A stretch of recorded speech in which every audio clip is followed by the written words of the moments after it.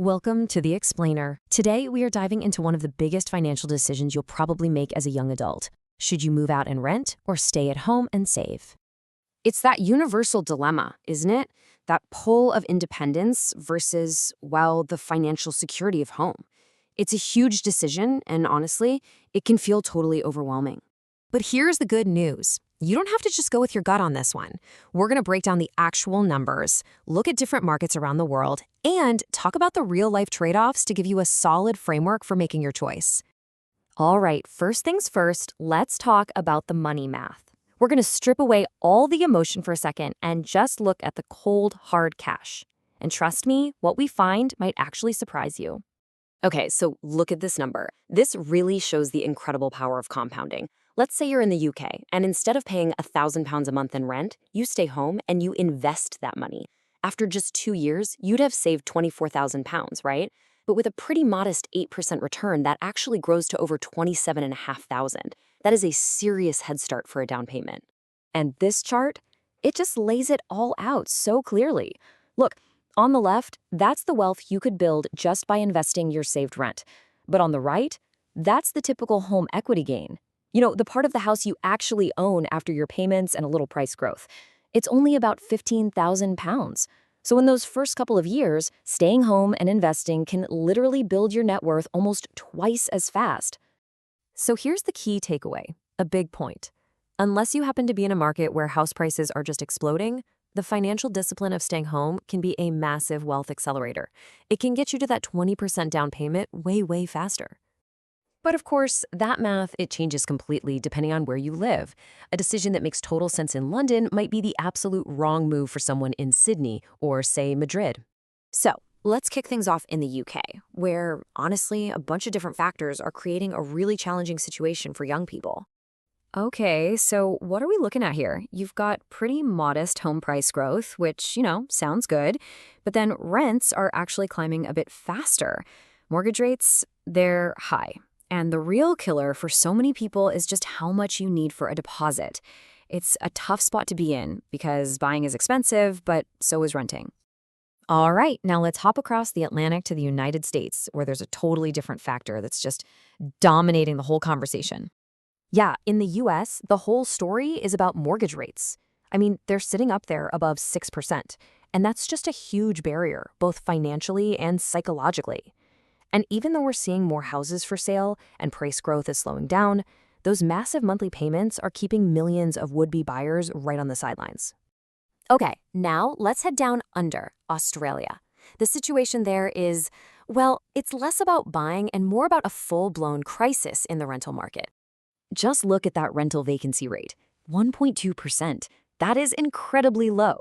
It basically means there are no rentals available. And for the few that are, prices have shot up by 7 to 8% in just 1 year. For a lot of young Australians, staying home isn't just a smart financial move, it's pretty much one of the only options they have. And finally, let's take a look at the Eurozone. But here's the thing, you can't really treat it as one single market. It's really a tale of two very different situations. So on one hand, you have these super stable markets like Germany and France. Price growth is really low. So your decision there is all about how much you can save because you're not going to get rich quick on home equity. But then you have Spain. Prices are soaring. Buying there means you're chasing these really steep prices, and that is a completely different ballgame. Okay, so we've crunched all the numbers, right? But we all know this decision is not just about the money. It's about your life. It's about your independence and your general happiness. This slide really just boils down the fundamental trade-off. Staying at home, it gives you incredible financial freedom, that ability to save like crazy, but it usually comes at the cost of personal freedom. Now, moving out completely flips that script. You gain that self-reliance, you learn those life skills, but the mental stress of bills and budgeting becomes your new reality. The real question is, which of these columns do you value more right now? So, let's bring it all together. We can combine what we know about your income with the local market conditions we just walked through and create a really simple framework to help guide your decision. Let's start with the UK. If you're on an income around $25,000 a year, with the high deposits and mortgage rates, buying is pretty much a no-go for now. In that middle bracket, say $50,000, we're calling it a caution. Since home price growth is low, you're probably better off renting for a bit longer and saving aggressively. But if you're a higher earner over 80,000 with a good deposit saved up, buying can be a definite go to lock in your housing costs for the future. Now, for the US, remember, it's all about those mortgage rates. For folks earning around $40,000, that 6% plus rate makes qualifying really tough. It's a no-go. In the middle, around 80,000, it's a caution. You really have to do the math and compare that high mortgage payment against what you could make by renting and investing the difference. But for high earners, maybe 150,000 or more, buying becomes a pretty solid go. You can handle the payments and you'll benefit from any appreciation. Australia's rental crisis just flips the whole logic on its head. For those middle earners, around 100,000 Australian dollars, we're saying buying is a caution, but honestly, it might be necessary just because finding a place to rent is so hard and so expensive. And for higher earners, it becomes a clear go, not just as an investment, but literally as a way to escape that completely broken rental market. And finally, the Eurozone. It all comes back to that split we talked about. In that mid-tier, around 60,000 euros, your decision really hinges on your location. In a stable market like Germany or France, buying is a real possibility. But in a hot market like Spain, it's much, much riskier.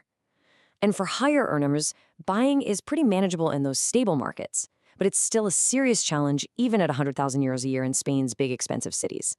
So there you have it. You have the framework. You understand the math, you know the market you're in, and you thought about the personal price of each choice. We've given you the tools. The only question left is, what's your next move?